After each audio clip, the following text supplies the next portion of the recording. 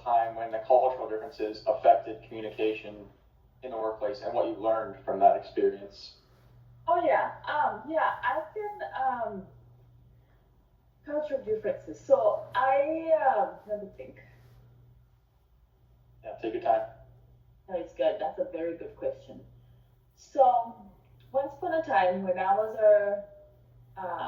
leading a team of nurses. I had a very diverse team of nurses, right?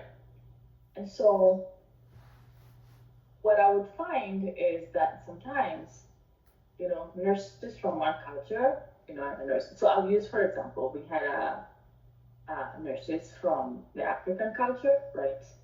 American nurses or American speaking nurses. Then you have Hispanic nurses, and you're trying to all talk through a problem, right? And what I would find is that depending on the culture of each of the individuals, they would see sometimes the problem different. Where some would say, "Oh my God, that's a really big problem." For example, if I didn't get pain medicine, somebody would say, "Oh, well, that's a big deal. You didn't get your pain medicine, right?" And a family would be concerned, and somebody else would come and say, "Well, but I gave you some X, Y, and Z, and that's what you're supposed. That's what we normally give, right?"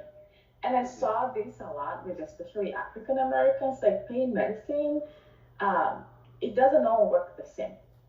There's a huge learning around how pain medicines work for certain ethnic groups than others. So you would sometimes have a nurse say, "Well, I gave them the dose, and the patient is still complaining in pain, and they drug seeking," and so that will kind of get in the way, right? And then you'd have another African American nurse say, "Well, no, she says that medicine doesn't work. This is the medicine has worked in the past." And so there'll be a lot of debate. Eventually, I would encourage them to say, "Hey, why don't we ask the patient what works for them so that we can get the right medication for them instead of debating back and forth how much we give them, whether it's effective or not, because if it's effective for you, it might not be effective for me." So sometimes those were like problems that I had to help nurses think through, so that we can tailor the plan of care to the needs of the patients. Yeah. So, and I see that even in the business, aspect. Sometimes we think about our customers, right? And recently, I'll give you another example.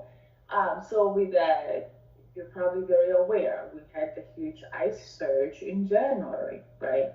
And in the Twin Cities, and certain families just sheltered, like the Hispanic families just sheltered, didn't get out, didn't come for care. And people are like, "Oh my God, they're not coming for care. Something is really bad." And some people are more concerned, especially from the Hispanic cultures, and others were not concerned because they're like, "Well, maybe they're not just sick." What happened is like after January, they come in very, very sick. You see? So and then there's this explanation of, "Why didn't you come earlier?" Well, I couldn't have come earlier because I felt not very sick. And people might jump into judging, like, "Oh, did you start to get sicker?" and things like that. So I always have to encourage them, think about it. What's the context of your customer?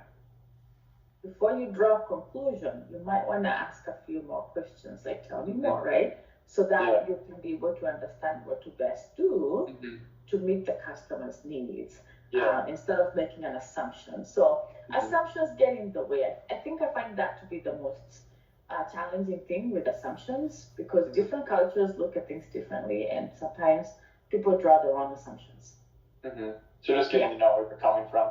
Yes, getting to know where they're coming from, getting to ask, more questions, what it looks like. It is, might not be what it is, and then suspending judgment if you find out that, "Oh, well, I wouldn't have done it that way," right?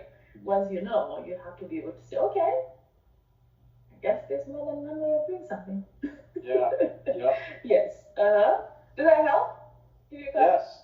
Okay. Yeah, it does. Cool. That's all I have, and thank you for your time.